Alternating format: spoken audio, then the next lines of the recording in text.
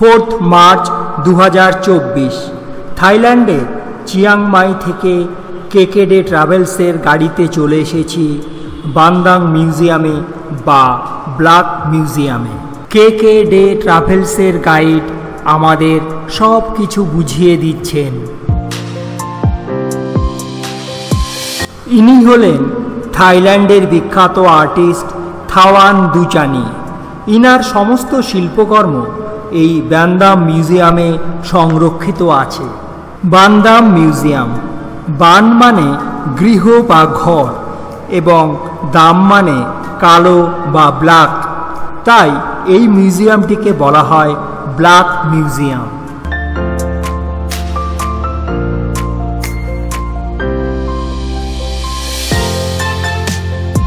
এখানে থাওয়ান দুচানি তৈরি করেছেন গণপতি দেবের বিভিন্ন মূর্তি। ভারতীয় হিসাবে এটা আমাদের কাছে এক বিরাট গর্বের বিষয়।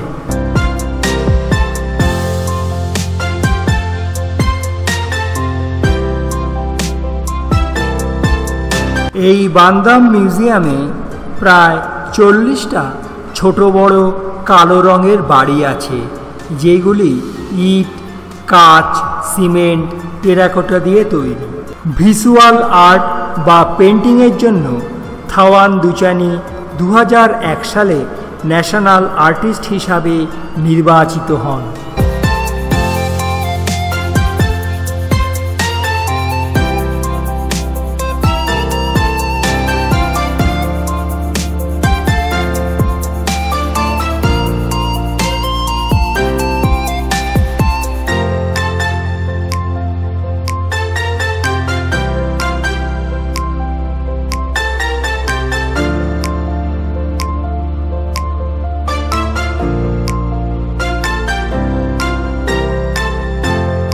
হাঁটতে হাঁটতে এবার এসে পড়েছি ট্রিপল ব্ল্যাক হাউসে।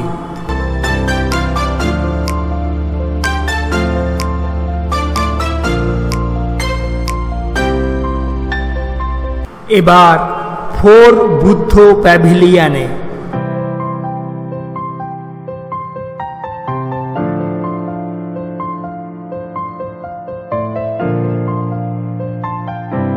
এসে পড়েছি ড্রাম প্যাভিলিয়নের সামনে।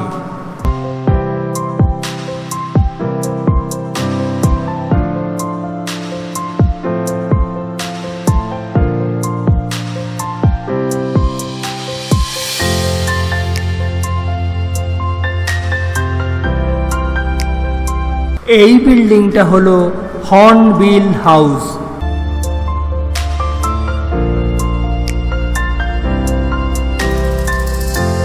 এখানে ইগলু প্যাটার্নের 3টে সাদা রঙের স্তূপ আছে। এগুলি হলো মেডিটেশন স্তূপ, টাইম অফ টিয়ার স্তূপ এবং সলিটিউড স্তূপ।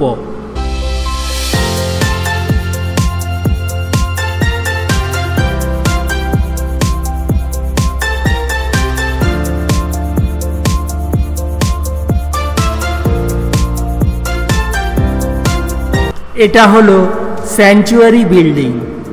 এবার বান্দুম মিউজিয়ামকে বিদায় জানিয়ে এলাম চিয়াং রাইয়ের অপর এক বিখ্যাত জায়গা গোল্ডেন ট্রায়াঙ্গেলে।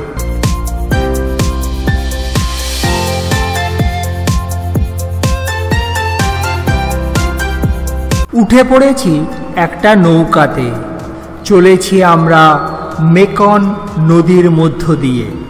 ইনারা এসেছেন সুদূর লন্ডন থেকে।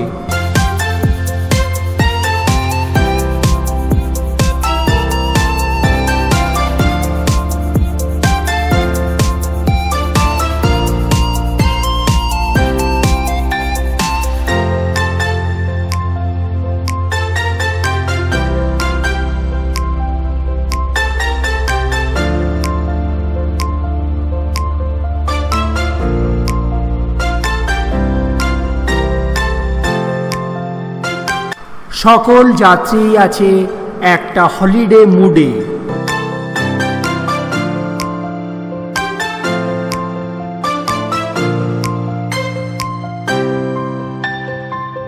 এই জায়গাটিকে বলা হয় গোল্ডেন ট্রায়াঙ্গল। এখানে পৃথিবীর 3টি দেশ এক জায়গায় মিলিত হয়েছে। দেশগুলি হলো থাইল্যান্ড, লাওস আর মায়ানমার। এখন প্রশ্ন হলো, কেন এই অঞ্চলটিকে গোল্ডেন বলা হয়? 1950 সাল থেকে পৃথিবীর বৃহত্তম আফিম উৎপাদনকারী অঞ্চলগুলির মধ্যে এই অঞ্চলটি ছিল অন্যতম, তাই নাম দেওয়া হয়েছিল গোল্ডেন। বর্তমানে এখানে এখন কোনো আফিম চাষ হয় না।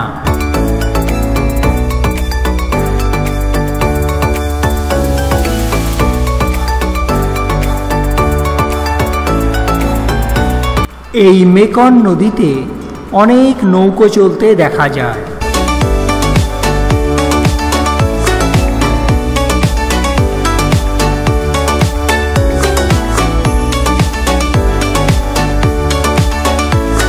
সোনালী রঙের বড় বিল্ডিং যেটা দেখা যাচ্ছে সেটা লাওস দেশে অবস্থিত, মানে নদীর ওপারেই লাওস দেশ। ভগবান বুদ্ধের মূর্তিটি আছে থাইল্যান্ড দেশে। এবার আমরা উঠে এসেছি থাইল্যান্ড দেশের পাড়ে। একটা ট্রায়াঙ্গেলের সাহায্যে এখানে 3টি দেশের দিক নির্ণয় করা আছে। ছবির বাঁদিকে থাইল্যান্ড, মাঝখানে ত্রিভুজাকৃতি মায়ানমার এবং ডান দিকে লাওস। বাঁদিক থেকে রুয়াক নদী এখানে এসে মেকং নদীতে মিশেছে।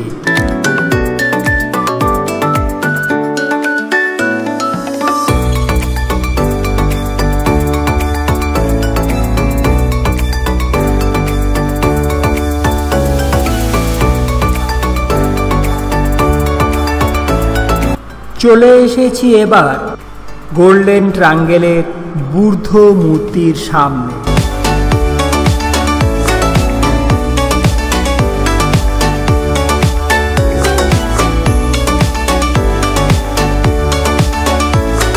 মেকং নদীতে বোটিং করবার সময় আমরা এই বুদ্ধ মূর্তিকেই দেখতে পাচ্ছিলাম।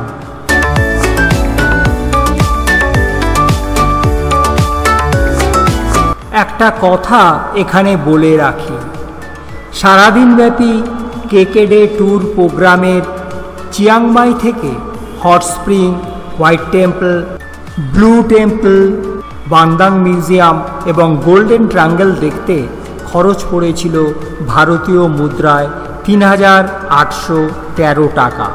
গোল্ডেন ট্রায়াঙ্গলকে বিদায় জানিয়ে চলে এলাম চিয়াংমাইয়ের হোটেলে।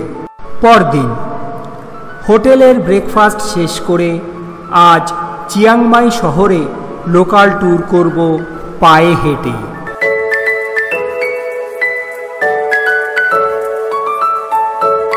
এবার থাইল্যান্ড বেড়াতে এসেছি আমি একদম একা।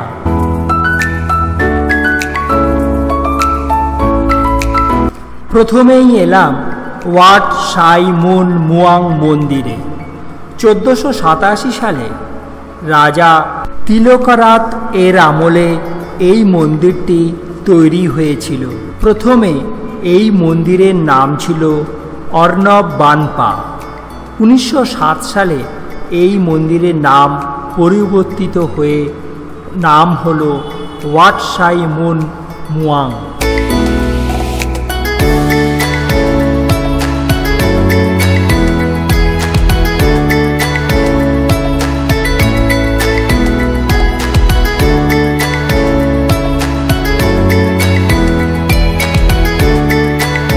এবার হেঁটে হেঁটে এগোতে থাকলাম মন্দিরের স্তূপের দিকে।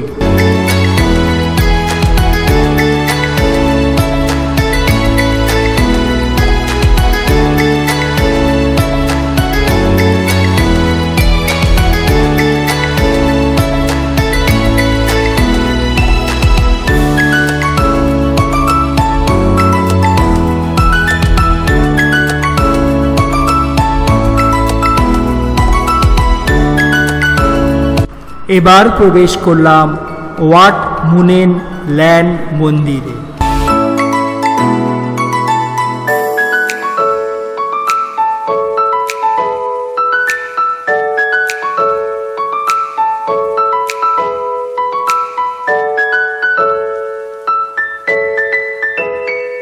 আমার পরবর্তী গন্তব্যস্থল হল ওয়াট ফা অন বৌদ্ধ মন্দির।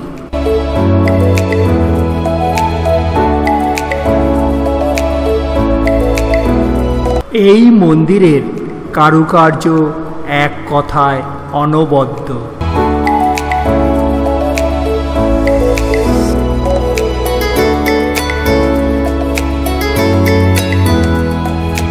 এবার ওয়াট সামফাও মন্দিরে দেখা হয়ে গেল সুদূর স্পেন থেকে আগত এই ভ্রমণার্থীর সাথে।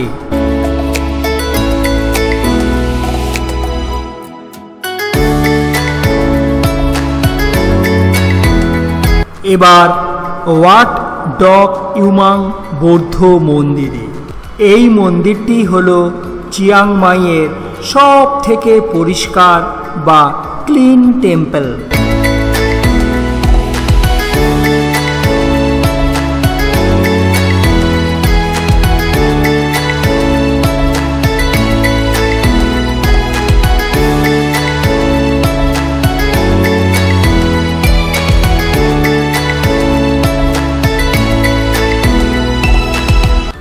এবার ওয়াট ল্যাম চ্যাংয়ে।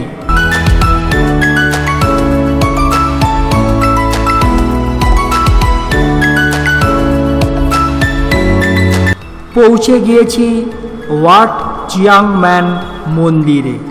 অতুলনীয় এই মন্দিরের শোভা।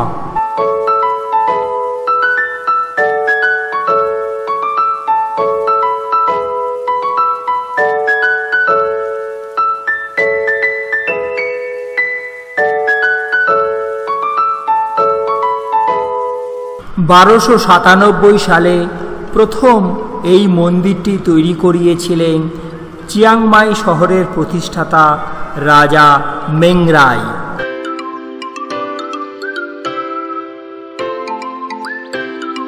এই স্তূপটিকে দেখে মনে হবে যেন অনেকগুলো হাতি এই স্তূপটিকে দাঁড় করিয়ে রেখেছে। দেখা হয়ে গেল পর্তুগাল থেকে আসা এই ভ্রমণার্থীদের সাথে।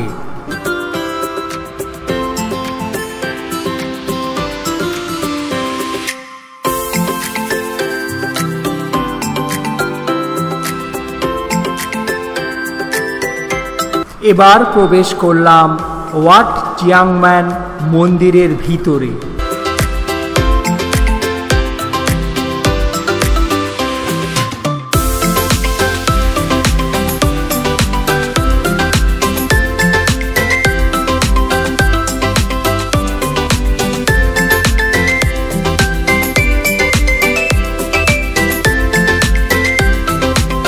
ভগবান বুদ্ধকে ভক্তিপূর্ণ প্রণাম জানিয়ে উপস্থিত হলাম ওয়াট লোকমলি মন্দিরে। রাজা কুয়েনার আমলে 1400 শতকে এই ওয়াট লোকমলি মন্দিরটি তৈরি হয়েছিল।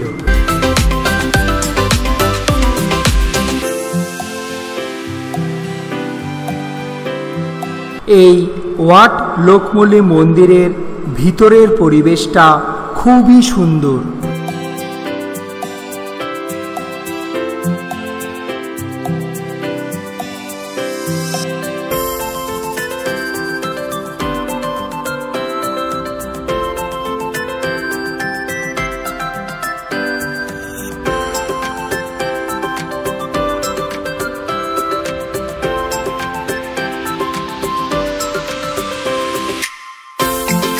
চলে এসেছি চিয়াংমাই শহরের প্রাণকেন্দ্র থা থাই গেটে।